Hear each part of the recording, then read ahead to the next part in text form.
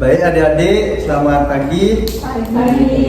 Oke, baik berdasarkan dari hasil kuesioner yang kalian jawab tadi, bahwa masih ada beberapa teman kalian yang masih mengalami inteligensi rendah atau kecerdasan yang rendah. Nah, yang dimana apakah kalian sebelumnya sudah pernah mengikuti layanan bimbingan kelompok ini? Belum. Oke, jadi kita akan melakukan layanan bimbingan kelompok pada hari ini. Nah, yang mana di sini ada peraturan yang harus kalian taati. Yang pertama ada asas kerahasiaan. Jadi artinya cerita atau permasalahan yang adik kemukakan atau kalian ceritakan tidak akan disebarluaskan selain ke kelas lain, seperti itu. Pokoknya itu rahasia. Jadi ada yang kedua itu asas kesukarelaan, artinya adik bercerita tanpa ada unsur paksaan, seperti itu. Pak mengerti? Ngerti. Oke, baik, kita langsung mulai saja. Nah, di sini masih ada yang ingat nggak tentang apa sih itu inteligensi atau kecerdasan? Ya, adik-adik. Siapa namanya? Mirsa. Ya. Menurut saya, kecerdasan itu adalah kemampuan untuk menyelesaikan sesuatu masalah. Oke, bagus banget. Mungkin dari adik. Oke, jadi benar banget ya. Jadi kecerdasan itu adalah cara atau kemampuan seseorang dalam menyelesaikan permasalahan dalam dirinya atau problemnya bisa diselesaikan dengan dirinya sendiri. Terus apa sih yang mempengaruhi kecerdasan seseorang? Mungkin dari sini, apa yang mempengaruhi kecerdasan orang itu? Ya, dia itu pintar, dia itu kurang pintar gitu. Ragu-ragu. Malas belajar. Kurangnya kepercayaan diri. Bagus banget ya. Tadi yang dijawab oleh teman-teman kalian itu ada ragu-ragu, tidak percaya diri. Apa tadi? Malas belajar. Nah, itu juga dipengaruhi oleh lingkungan bisa. Nah, jadi itu dah inteligensi atau kecerdasan itu dipengaruhi oleh ada dua faktor, internal dan eksternal. Internal itu dalam diri kalian, mungkin udah bawaan dari lahir. Mungkin yang kedua ada lingkungan dari luar, keluarga, mungkin pola asuh orang tua bagaimana, itu bisa mempengaruhi kepercayaan, mempengaruhi kecerdasan kalian. Setelah itu ada pola asuh yang tadi kakak bilang, itu juga bisa lingkungan.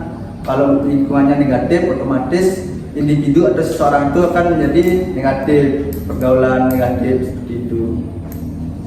Nah, mungkin dari kakak seperti itu, ada yang bisa menyimpulkan tentang layanan bimbingan kelompok kita hari ini? Mungkin dari Dek menyimpulkan tentang materi kita dalam layanan bimbingan kelompok ini. Yuk. Oke. Mengetahui kelemahan diri. Oke. Jadi benar sekali ya, dalam layanan bimbingan kelompok ini kita bisa sifatnya untuk mencegah tapi skala kecil, artinya berbentuk kelompok. Itu layanan layanan bimbingan kelompok itu pencegahan tapi berskala kecil, yang dimana pada hari ini kita membahas tentang inteligensi atau kecerdasan, yang dimana itu sangat penting untuk diri adik-adik sendiri, dimana nanti bisa menentukan kedepannya kalian untuk mengetahui minat atau bakat kalian seperti itu. Kan di sini katanya sudah pernah tes minat bakat ya? Sudah. Itu juga kan dari dosen kakak yang berinteligensi tinggi tadi memberikan tes minat dan bakat seperti itu. Nah, baik, terima kasih karena adik sudah bersedia meluangkan waktu untuk mengikuti layanan bimbingan kelompok ini. Terima kasih. Untuk sekarang adik bisa ke tempat duduk masing-masing. Terima kasih. Baik adik-adik, selamat pagi. Masih semangat? Masih. Oke, kita akan melanjutkan ke layanan yang selanjutnya yang tadi kakak jelaskan, yaitu layanan konseling kelompok. Nah, yang dimana dalam konseling kelompok itu kakak akan menjelaskan juga aturan atau asas-asas yang harus kalian ikuti, yang dimana tadi juga kakak jelaskan. Yang pertama itu ada asas kerahasiaan. Masih ingat? Masih rahasia atau disebarkan. Oke, jadi bersifat rahasia, tidak disebarkan atau disebarluaskan ke luar. Yang kedua itu sukarela, artinya kalian menceritakan permasalahan yang kalian alami itu dengan sukarela tanpa paksaan orang lain gitu. Jadi apakah dari kalian itu ada yang mempunyai masalah tentang kecerdasan atau inteligensi? Mungkin dari adik sini tidak ada. Oke. Bingung minat bakatnya apa? Oke, adik sini nggak ada. Nah jadi kan adik siapa namanya? Bintang. Adik Bintang ini mengalami permasalahan yang dimana dia tidak mengetahui minat dan bakatnya.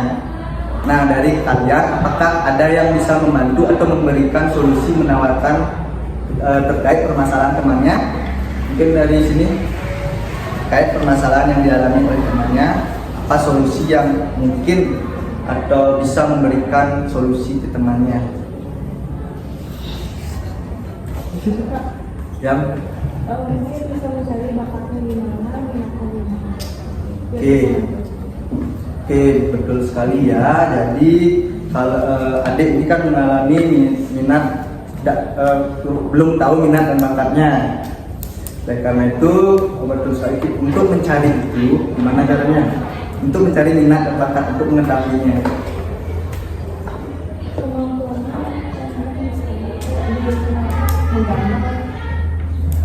Oke, bagus sekali ya. Tadi adik ini menawarkan agar menggali potensi dalam dirinya, di mana dia menguasai sesuatu, mungkin bisa dicoba di sana untuk mengetahui minat dan bakat. Nah, selain itu, dalam proses konseling juga ada yang namanya teknik konseling behavior.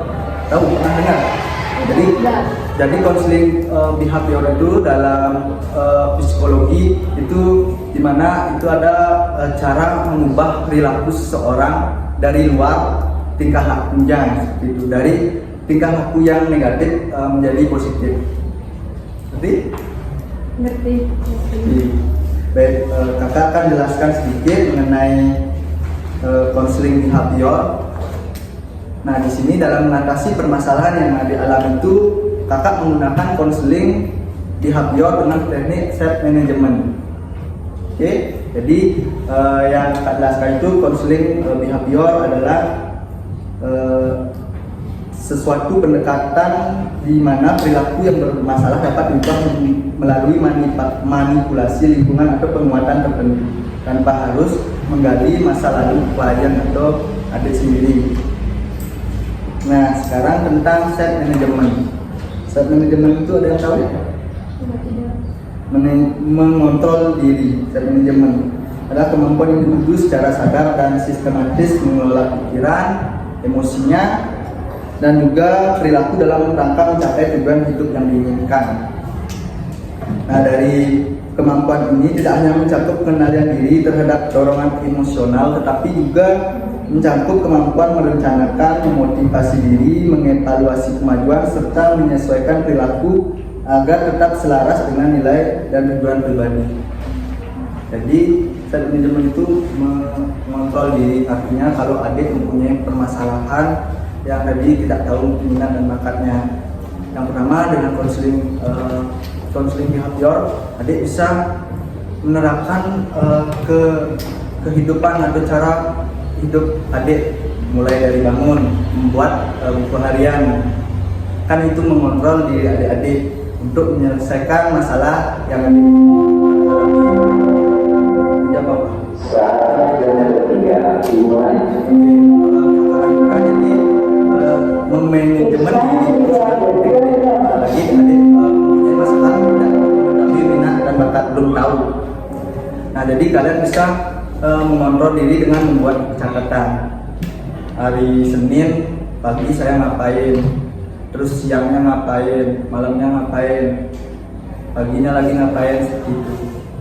Nah, itu bisa adik terapkan dalam mengontrol atau mengatasi permasalahan yang adik alami. Karena seseorang yang mempunyai masalah dalam dirinya itu dia sendiri yang bisa menyelesaikannya dengan diri sendiri, dengan bantuan orang lain seperti itu. Mungkin temannya mengasih saran, nah itu mau adik terima atau tidak, bisa seperti itu. Nah, setelah baik sekian bimbingan kelompok yang kakak berikan. Mungkin setelah mengikuti ini, bagaimana perasaan adik tadi setelah melakukan bimbingan kelompok dengan teman-teman dan juga kakak?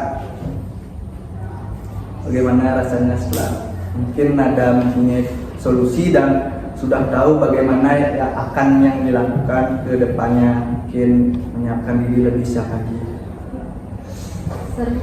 Seru. Ya, baik. Terima kasih karena adik sudah tahu apa yang menjadi permasalahan dalam diri adik, dan juga adik sudah mengetahui solusi atas permasalahan yang dialami. Mungkin kita akan melanjutkan ke sesi konseling selanjutnya, itu konseling individu ya adik. Mungkin itu adik bisa kembali ke bangku dulu masing-masing. Nah, sekian pemberian layanan bimbingan kelompok pada hari ini, yang akan dilanjutkan dengan pemberian konseling individu.